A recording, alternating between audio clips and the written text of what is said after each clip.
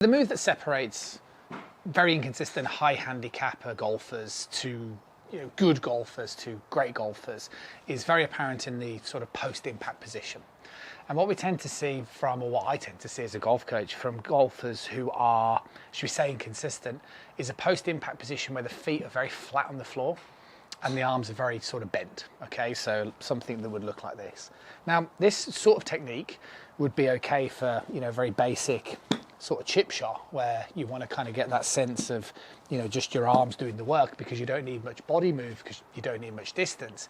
But obviously, as soon as you start making your way through the clubs, okay, whether it's irons or particularly going into driver, what we don't want is this kind of folded, flat-footed action. Now, this kind of motion sort of stays quite similar actually with good golfers. So, sort of good golfer would be that sort of mid-handicap, single handicap type golfer.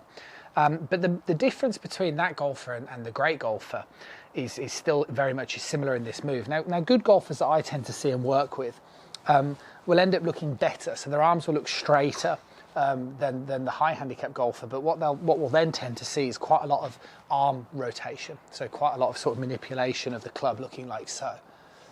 Like this type of position. And again, they don't necessarily look quite as flat-footed, but it kind of look a bit this way, okay? And the big difference between, that good golfer and great golfer is the great golfer is very much moving their body through, okay? So if I kind of keep my head down and look at this position, so my lower body's really sort of thrusting through, I'm turning nicely in towards this lead side. But you can also see, because I'm moving through, I can keep my arms working with my chest, and that's where this sort of impact position looks really solid, as I'm demonstrating here. And then this is, if I carry this on, this is why we tend to see a lot with, some of the greats that I love to sort of talk about on this channel, whether it's, Hogan talking about driving this arm, whether it's Mo Norman talking about right forearm up to the sky, shoulder down, or whether just over the years, we've just, so accustomed now to watching some of the greatest golfers always hold these very sort of, iconic positions where they really look like they're extending through and the arms are really high. So this is a really important movement, and it's a movement that obviously you need to start looking at incorporating in towards your game. Now, the big difference is obviously with the rotation. So this is one of the big differences. So again, our sort of high handicap golfer is very immobile. Our better golfer has probably more rotation, but lacks linear motion. And our great golfer has generally got it pretty nailed. So the important thing to understand is that you are looking for that, right? So the idea is in the backswing, keep your head still, nice rotation in the backswing. Start the downswing, you want to feel like you move towards that lead side as you start to rotate. But again, you can see you've got to put way more emphasis into moving more into this left side. So the more I move left as I keep my head still, the more it induces this tilt. And the reason why this tilt is really important is because now I can lift my arms up in this through swing, keeping everything really connected. And one of the ways you can sort of think about this, I've got a couple of little ways you can think about it. Imagine this bucket here was, full of range balls, maybe might be a little bit too heavy, but again, if I tried to elevate this to the side of my body, not moving at all, bending my arms, that would be really heavy. If I keep my arms a bit straighter, easier, but still not quite the same. You can actually see if I turn more, it doesn't have any effect.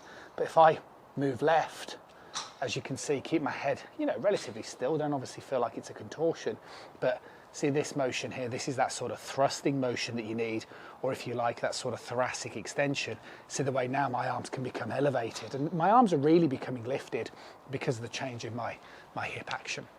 So I think that's what you want to do. And with a lot of online students that I work with, and obviously people that come to visit, for lessons, we talk a lot about this, even on these little short, pitching actions, not too much this way.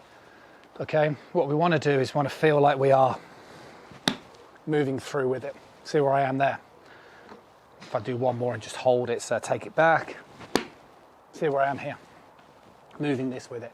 And that's the reason for that is because that gives me the ability to keep everything connected. Now, one final exercise that you can do is use a rope swing.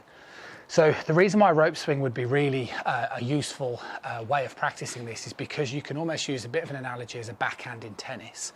So if it was a backhand in tennis, I'd kind of move this way. Okay, so you can see my head stays still, my pelvis is moved to the left. There's a bit of rotational motion in there, obviously, but that produces this tilt. The tilt means my left shoulder can go back behind my head, and because my left shoulder goes back, my arm can really sort of span back through. And you can hear that swoosh that's created by my left arm really being pulled down as my left shoulder goes back and behind. If I kind of stay very flat-footed, like so, or if I just rotate, see it gets underneath. So see the way this is much higher, like so. So I think that's a great way for you guys to try and get that sense of that correct feel. And like I say, that's one of the moves that I work on a lot with students to make them better. You can start short, then you can obviously build its way in.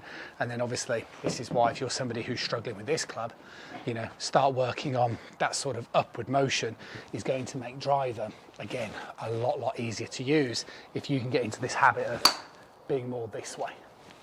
Well, I'll see you guys again very soon.